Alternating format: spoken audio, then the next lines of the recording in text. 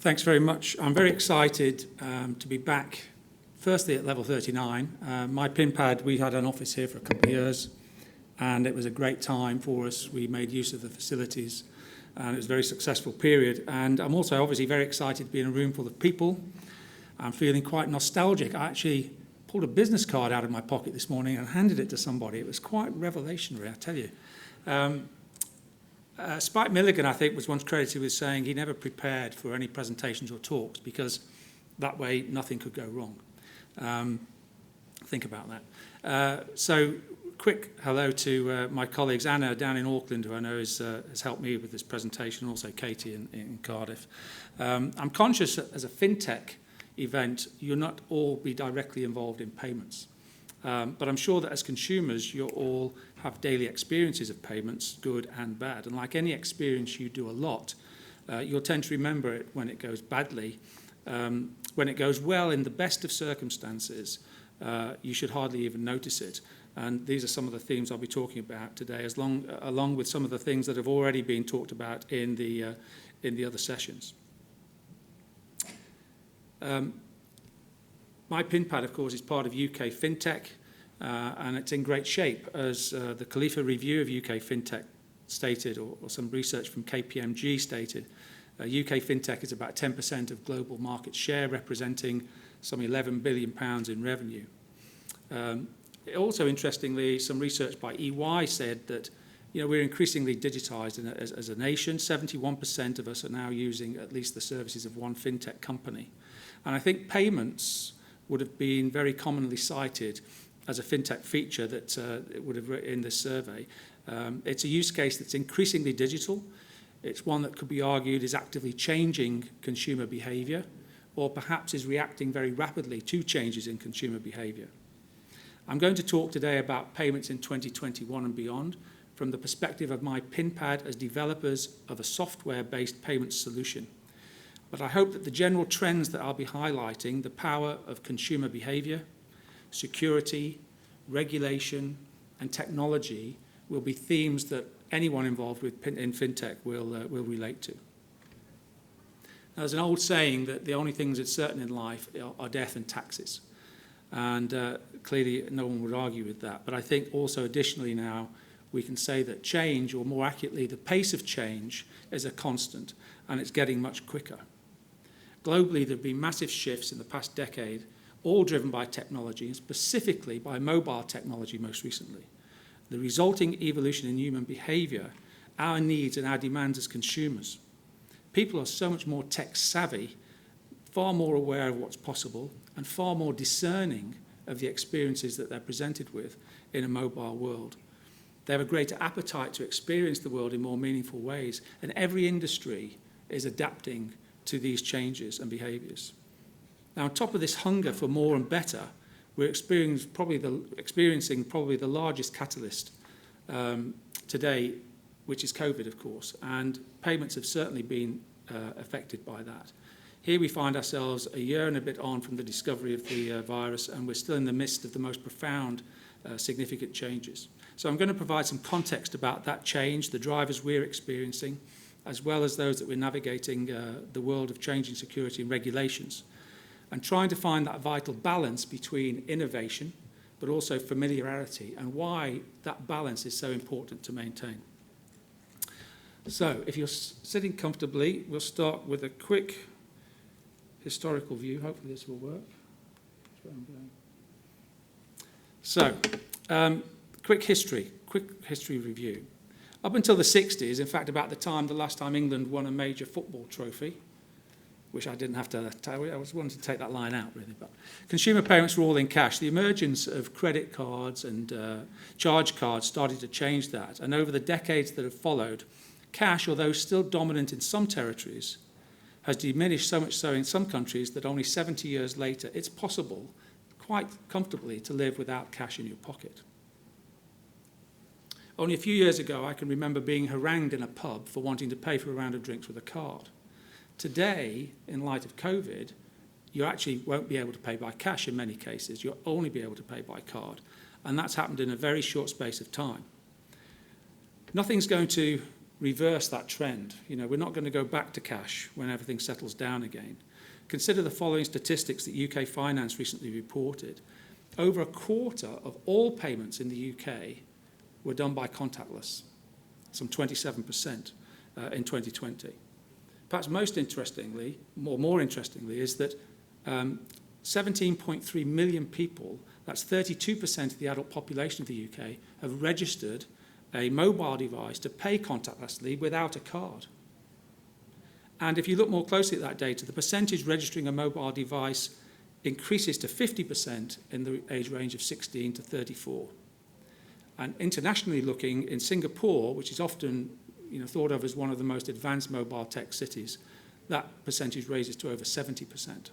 So we can conclusively state that this is a trend that's only going to grow and expand further as we progress with this technology drivers. As well as consumers changing their behaviour, since the 60s, the marketing, selling and distribution of payment solutions to merchants has also been evolving. Originally, this was the preserve of major banks only. Merchants are now more likely to procure these services from fintechs, PSPs, payment service providers, payment facilitators, who offer additional value-add services. Television advertising by the likes of Square, SumUp, Zettle are all familiar to us, and that mainstream of those services is only going to grow.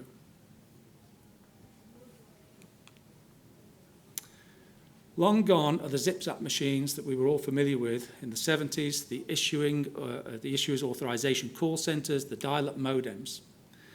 These are disappearing, and eventually the LAN, WAN, Wi-Fi and GPRS terminals that we see today will eventually start to disappear too, and they'll go the same route.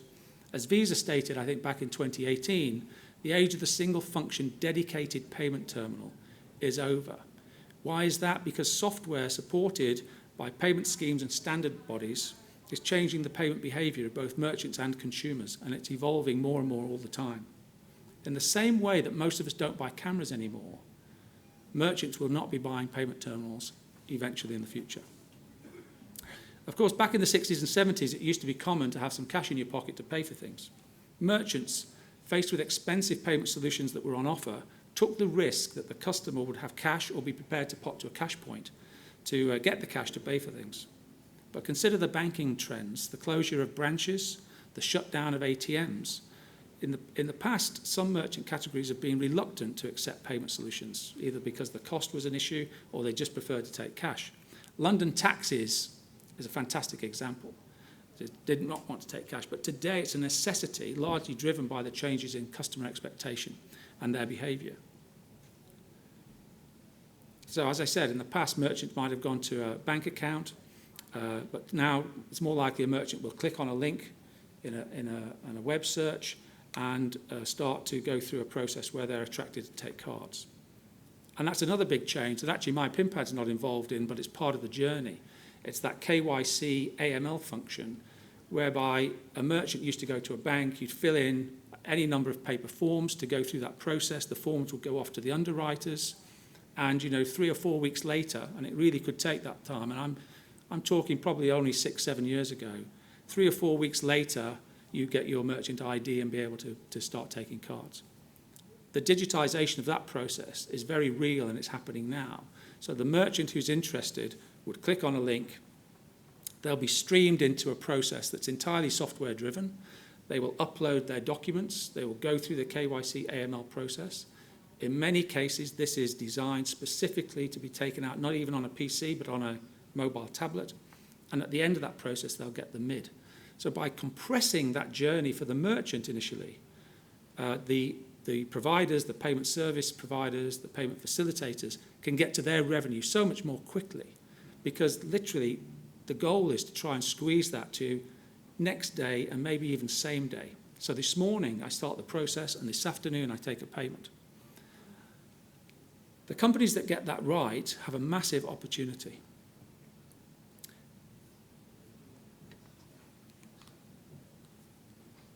Today, everywhere you look, there are articles and conversations taking place about how COVID's changed the world. Everyone has their own view, but there's no doubt that the speed of progress has been advancing over the last 18 months. And that's really a good thing, because we're all reaping the benefits of those huge improvements in customer experiences. While this digital revolution was well entrenched and well happening before COVID, it's accentuated the customer experience as a high priority. A recent survey from Salesforce reported that 84% of consumers now say the experience a company provides them is as important as the goods itself or the services. And 54% were reported as saying that companies needed to transform the way they engage with them. And what this really means is that the power has shifted to the consumer, who for some time now has been dictating how they want their experiences to be. Optimal, better than before, best in class, world class. It was interesting to hear Jimmy earlier in his talk say about the getting that experience absolutely right and then scaling it. It's so important. If we put this into the context of payments, there's an expectation that these two need to become more seamless, easier, at least for the consumer, if not for us as the providers. We have the complexity, but if we can manage the complexity and give a world-class experience, that will help us be successful. And that's really why companies like MYPINPAD have been building these solutions to utilize the mobile tech and for payments. Simply put, the concept of using phones as a payment acceptance device is quite brilliant, and it solves a lot of problems for consumer-facing small and medium businesses. Globally, it's estimated that around 350 million of these businesses, carrying out around 85% of all the transactions in the world. So the total addressable market is absolutely vast. And that in turn drives all sorts of innovation and companies, startups, fintechs, looking to improve those customer experiences. And again, this is a common theme that we've heard in some of the talks earlier on today. I'm going to quote there are about 4 billion smartphones in the world. I know there's lots of different estimates, but let's go with 4 billion for now. Having used smart devices for some time, consumers are well versed in identifying good and bad experiences. It's a tough market out there, and generally speaking, if the experience isn't good first time, there's no second chance. I'm sure, like me, we've all downloaded an app, run it up on the phone, and then deleted it again within minutes if the consumer experience isn't meeting our expectation. Therefore, when it comes to transitioning something like a payment, so familiar to everybody, which has been hardware-based, onto a smartphone or a tablet, you need to consider that end-to-end consumer experience. Even if you're only providing one piece of the puzzle, you've got to conceive of the entire journey. To echo my earlier point about optimizing the experience, we only get that one chance to deliver the right customer engagement. Neither merchants or consumers are going to adopt if there are any bumps in the road. While the customer experience is a key change driver, the judgment of the solution isn't the only consideration, of course. When it comes to moving money, security is a top priority, not only for consumers, but everyone in the process. And there's a good reason why payments hardware has stood the test of time. It's been proven to be secure. Face-to-face payment transactions are generally secure. They're a lot more secure than we're seeing in CMP, which of course is attracting a lot of fraud. The robust standards that have been in place from the industry have been met by those hardware producers. So the challenge is, how do you make your software at least equivalent to that? At the same time, hardware is cumbersome. In a retail store, retailers have gone to great lengths to improve our customer experience on the shopping floor, moving and helping us shop, but you still get taken to a cash desk to pay invariably, and that's a cumbersome experience. Apple Retail really started to revolutionize that when they started to go to a mobile payment solution in store. Albeit you could pay anywhere on the floor space, you were still sort of somewhat semi-locked into a cash drawer located under those lovely wooden tables that we all love to admire. But essentially, the mobility of payment in store gives the flexibility for the staff in the store to concentrate on the customer, to give the customer a better experience, and in the hope that they will return, and obviously there's more business success will follow from that. Another obvious advantage to shifting payments to a mobile environment in store is you can remove queues. Also, by putting a payment solution onto a generic mobile device, one that's running other enterprise solutions for the store, it increases the productivity, and you can switch on a payment position and take a payment position out very easily.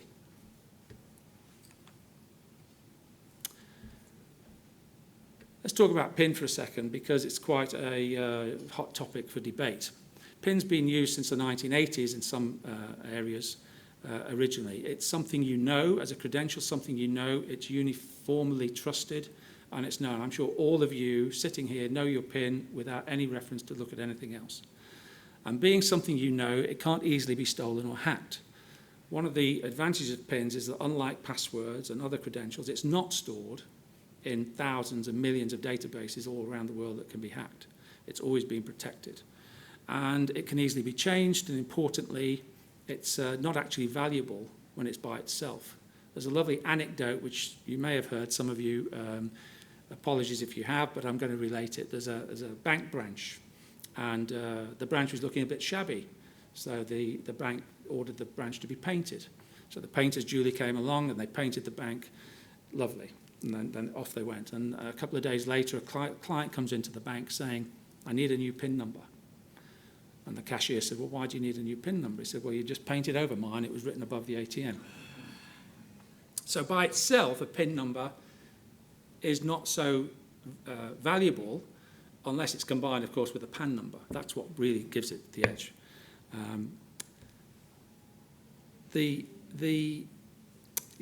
fact is a PIN works. It's been proven to work, and it works time and time again. So how do we hold on to that experience? We really regard it as a gold standard in authentication.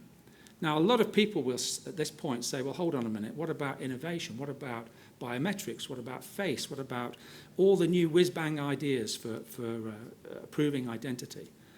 And here's what I say to you. The key differences are PIN is universally trusted by consumers.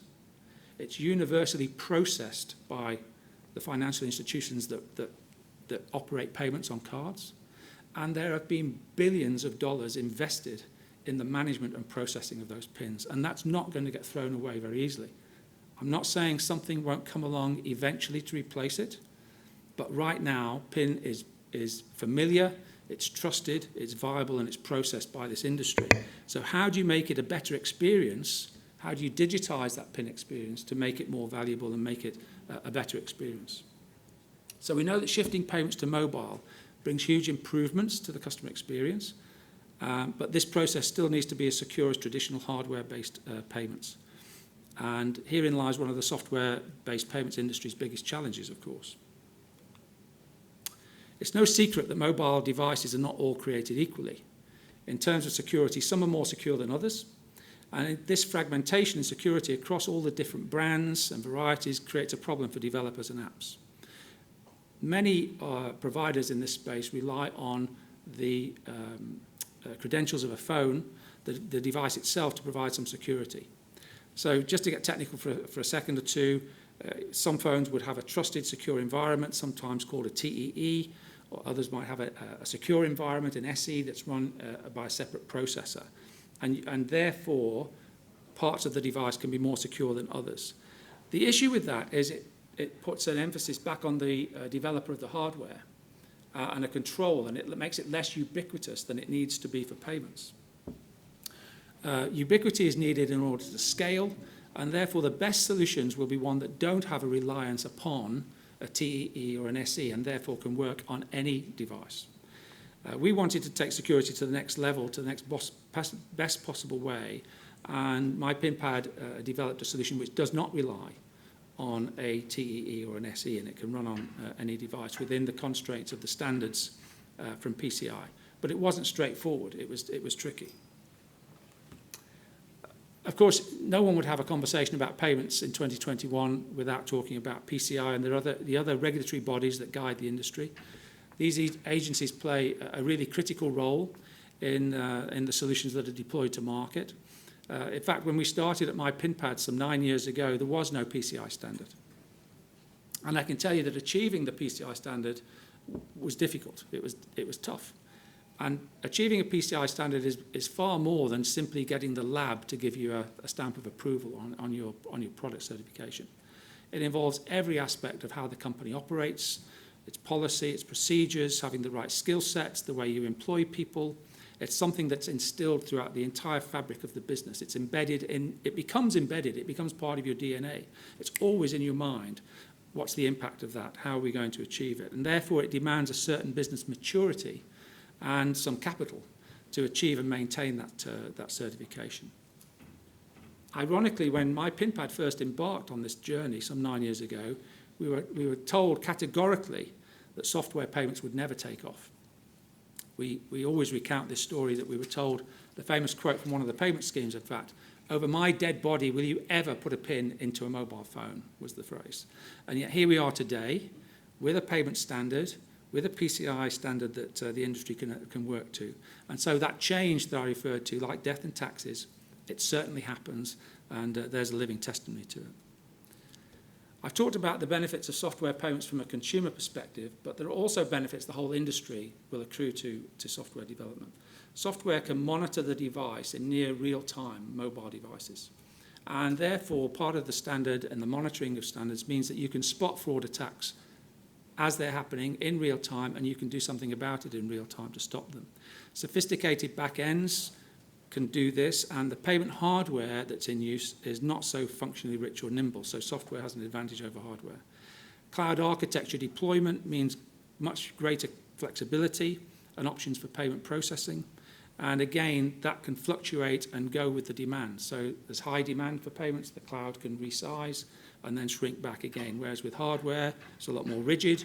Whether you're doing 1 million transactions or 1 billion transactions, the hardware has to be there all the time to meet that capacity. Finally, and true of any fintech, John Doerr states this in his fascinating book, which I recommend, Measure What Matters. This is about his $12 million investment back in Google in 1999, which at the time bought 12% of Google. Just imagine that. Google's mission statement was to organize the world's information. But in the book's foreword, Larry Page attributes Google's consistent 10 times growth to properly organizing and aligning the businesses, employees, and its goals and objectives with what he called objectives and key results.